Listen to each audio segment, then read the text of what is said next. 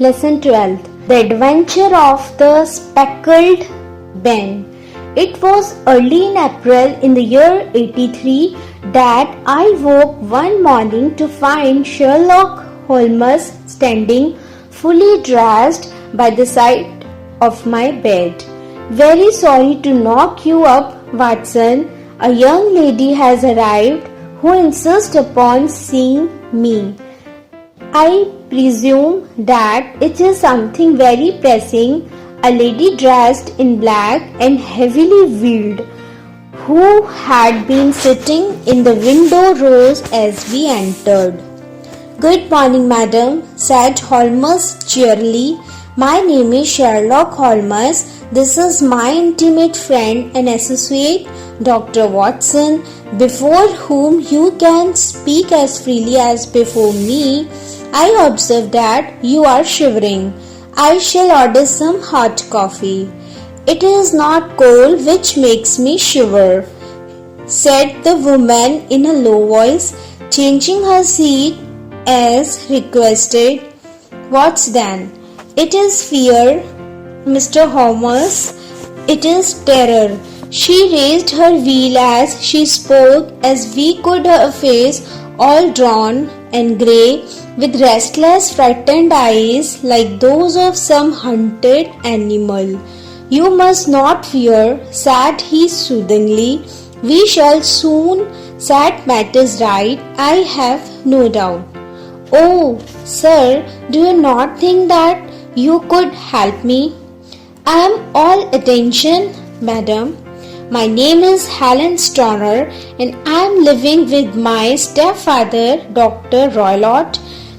When Dr. Roylott was in India, he married my mother, Mrs. Stoner, the young widow of Major General Stoner.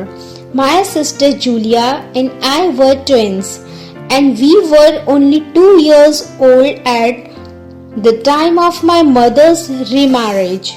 She had a considerable sum of money, not less than £1,000 a year, and this she bequeathed to Dr. Roylott entirely, while we resided with him, with the provision that a certain annual sum should be allowed to each of us in the event of our marriage. Shortly after our return to England, my mother died. A terrible change came over our stepfather about this time. Instead of making friends and exchanging visits with our neighbors, he indulged in ferocious quarrels with whoever might cross his path. He had no friends at all save the wandering gypsies who he would give leave to encamp upon his land. He has a passion also for Indian animals, and he has at this moment a cheetah and a baboon which wander freely over his grounds and are feared by the villagers almost as much as their master. You can imagine from what I say that my poor sister Julia and I had no great pleasure in our lives. No servant would stay with us, and for a long time we did all the work of the house. She was but 30 at the time of her death. "Your sister is dead, then?" "I wish to speak to you about her death. Julia met a half-pay major of Marines at Christmas, to whom she became engaged. My stepfather learned of the engagement and offered no objection to the marriage. But within a fortnight of the day which had been fixed for the wedding, the terrible event occurred which has deprived me of my only companion. That fatal night Dr. Roylott had gone to his room early. She left her room, therefore, and came into mine, where she sat for some time, chatting about her approaching wedding. At 11 o'clock she rose to leave me, but she paused at the door and looked back. "Tell me, Helen," said she, "have you ever heard anyone whistle in the dead of the night?" Certainly not. But why? Because during the last few nights I have always, about 3 in the morning, heard a low, clear whistle. I am a light sleeper and it has awakened me. I cannot tell where it came from, perhaps from the next room, perhaps from the lawn. She smiled back at me, closed my door, and a few moments later I heard her key turn in the lock. I could not sleep that night. A vague feeling of impending misfortune impressed me. My sister and I, you will recollect, were twins, and you know how subtle are the links which bind two souls which are so closely allied. It was a wild night. The wind was howling outside and the rain was beating and splashing against the windows. Suddenly there burst forth the wild scream of a terrified woman. I knew that it was my sister's voice. I sprang from my bed, wrapped a shawl round me, and rushed into the corridor. As I opened my door, I seemed to hear a low whistle such as my sister described, and a few moments later a clanging sound as if a mass of metal had fallen. As I ran down the passage, my sister's door was unlocked and revolved slowly upon its hinges. I started at it, horror-stricken, not knowing what was about to issue from it. By the light of the corridor lamp, I saw my sister appear at the opening, her face blanched with terror, her hands groping for help, her whole figure swaying to and fro like that of a drunkard. I ran to her and threw my arms round her, but at that moment her knees seemed to give way as she fell to the ground. She writhed as one who is in terrible pain, as her limbs were dreadfully convulsed. At first I thought that she had not recognized me, but as I bent over her, she suddenly shrieked out in a voice which I shall never forget. Oh my God, Helen, it was the band, the speckled band. There was something else which she would fain have said, and she stabbed with her finger into the air in the direction of the doctor's room, but a fresh convulsion seized her and choked her words, and she slowly sank and died without having recovered her consciousness. Such was the dreadful end of my beloved sister. Was it poison? The doctors claimed her for it, but without success. Oh, and what did you gather from this allusion to a band, a speckled band? Sometimes I have thought that it was merely the wild talk of delirium, sometimes that it may have referred to some band of people, perhaps to these very gypsies in the plantation. Holmes shook his head like a man who is far from being satisfied. These are very deep waters, said he. Pray go on with your narrative. A month ago, a dear friend whom I have known for many years has done me the honor to ask my hand in marriage. His name is Armitage, Percy Armitage. My stepfather has offered no opposition to the match. 2 days ago, some repairs were started in the west wing of the building, so that I have had to move into the chamber in which my sister died, and to sleep in the very bed in which she slept. Imagine then my thrill of terror when last night, as I lay awake thinking over her terrible fate, I suddenly heard in the silence of the night the low whistle which had been the herald of her own death. I sprang up and lit the lamp. but nothing was to be seen in the room.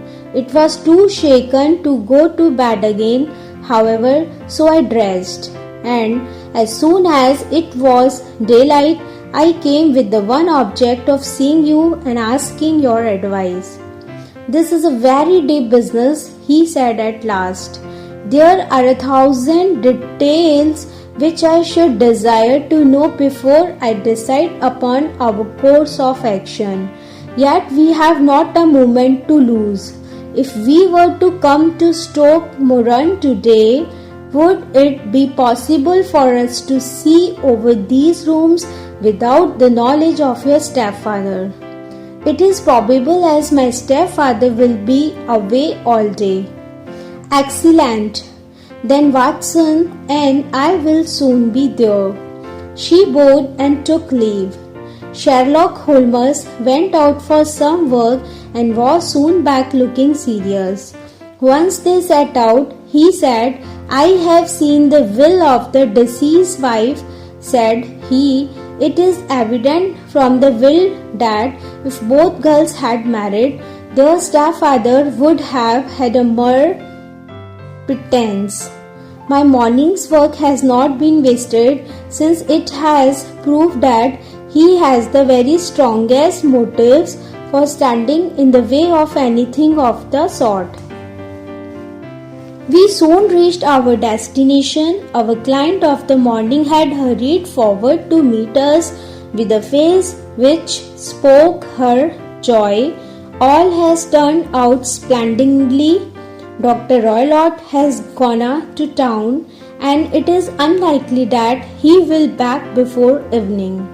Now we must make the best use of our time, so kindly take us at once to the rooms which we are to examine. Where does that bell communicate with? Entering the room, he asked, at last pointing to a thick bell rope which hung down beside the bed, the tassel actually lying upon the pillow. He took the bell rope in his hand and gave it a brisk tug. Why, it's a dummy, said he. Won't it ring? No, it is not even attached to a wire. You can see now that it is fastened to a hook just above where the little opening for the ventilator is. What a fool! This builder must be to open a ventilator into another room when with the same trouble he might have communicated with the outside air. Dr. Grimsby Roylott's chamber was larger than that of his stepdaughter, but was as plainly furnished. A camp bed, an armchair beside the bed, a round table, and a large iron safe were the principal things which met the eye. Holmes walked slowly round and examined each and all of them with the keenest interest. What's in here? He asked, tapping the safe. My stepfather's business papers are in it. There isn't a car in it, for example. No, what a strange idea. Well, look at this. He took up a small saucer of milk which stood on the top of it. No, we don't keep a cat, but there is a cheetah and a baboon. Ah, yes, of course. Hello. Here is something interesting. The object which had caught his eye was a small dog lash hung on one corner of the bed. The lash, however, was curled upon itself and tied so as to make a loop of whipcord. The matter is too serious for any hesitation. Your life may depend upon your compliance. In the first place, both my friend and I must spend the night in your room. Both Miss Turner and I gazed at him in astonishment. Let me explain. You must confine yourself to your room on pretense of a headache when your stepfather comes back.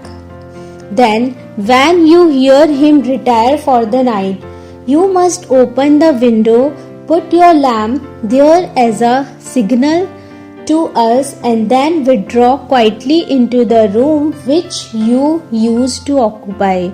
The rest you will leave in our hands. Goodbye and be brave. We shall soon drive away the dangers that threaten you. Did you observe that the bed was clamped to the floor? The lady could not move her bed. It must always be in the same relative position to the ventilator and to the rope, or so we may call it, since it was clearly never meant for a bell pull. Holmes, I cried, I seem to see dimly what you are hinting at. We are only just in time to prevent some subtle and horrible crime. About 9 o'clock, the light among the trees was extinguished and all was dark in the direction of the Manor house.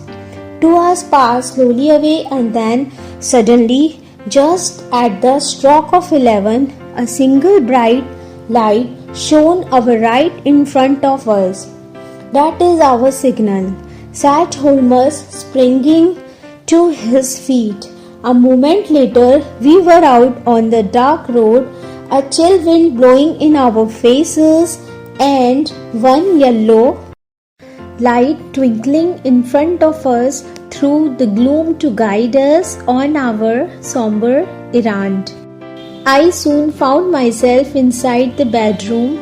My companion noiselessly closed the shutters, moved the lamp onto the table, and cast his eyes round the room. All was as we had seen it in the daytime.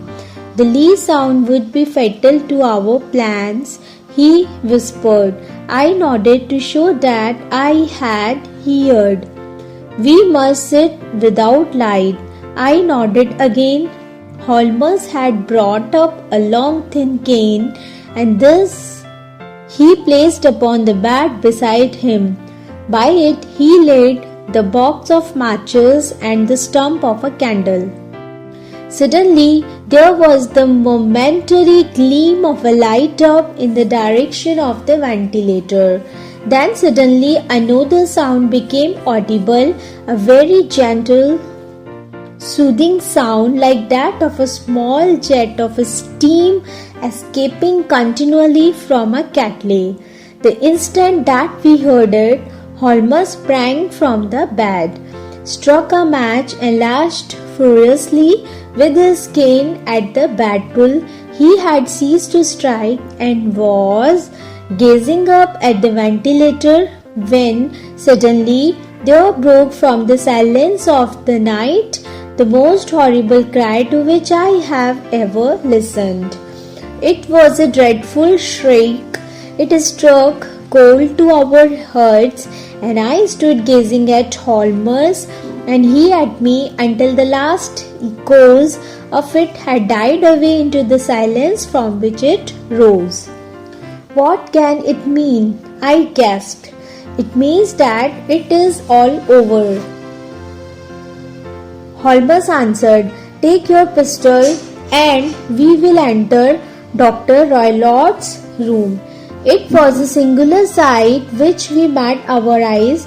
Beside the table on the wooden chair sat Dr. Grimsby Roylott. Across his lap lay the long lash. His chin was cocked upward and his eyes were fixed in a dreadful right stare at the corner of the ceiling. Round his brow he had a peculiar yellow band with brownish speckles which seemed to be bound tightly round his head. As we entered, he made neither sound nor motion. The band, the speckled band, whispered Holmes. I took a step forward. In an instant, his strange headgear began to move, and there reared itself from among his hair the square diamond-shaped head and puffed neck of a loathsome serpent. It is a swamp adder, cried Holmes. The deadliest snake in India, he has died within 10 seconds of being bitten. Violence does, in truth, recoil upon the violent, and the schemer falls into the pit which he digs for another. As he spoke, he drew the dog whip swiftly from the dead man's lap, and throwing the nose round the reptile's neck, he drew it from its hurried perch and carrying it at arm's length, threw it onto the iron safe which he closed upon it.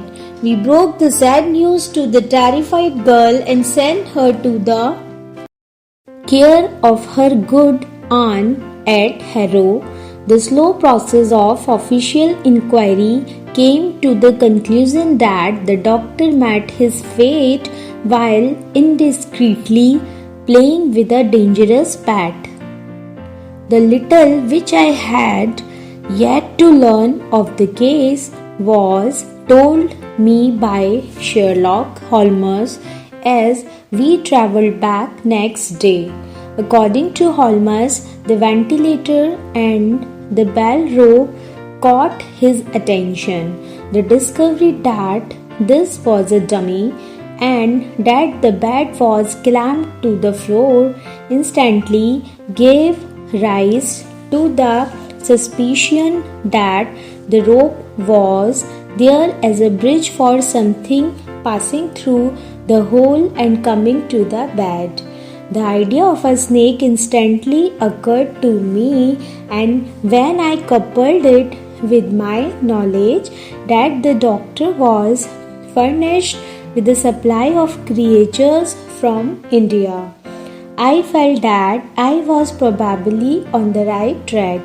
The idea of using a form of poison which could not possibly be discovered by any chemical test, and the rapidity with which such a poison would take effect was known to him.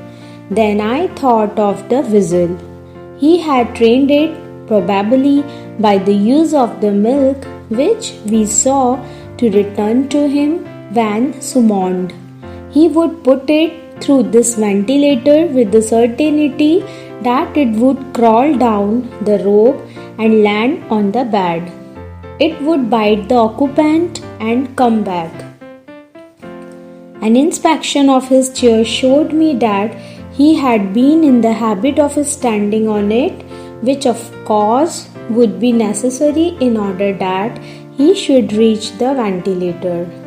The metallic clang heard by Miss Stoner was obviously caused by her stepfather hastily closing the door of his safe upon its terrible occupant. Having once made up by my mind, as soon as I heard the creature hiss, I instantly attacked it, with the result of driving it through the ventilator. Some of the blows of my cane came home and roused its snackish temper so that it flew upon the first person it saw. In this way, I am no doubt indirectly responsible for Dr. Grimsby Roylott's death. Conan Doyle.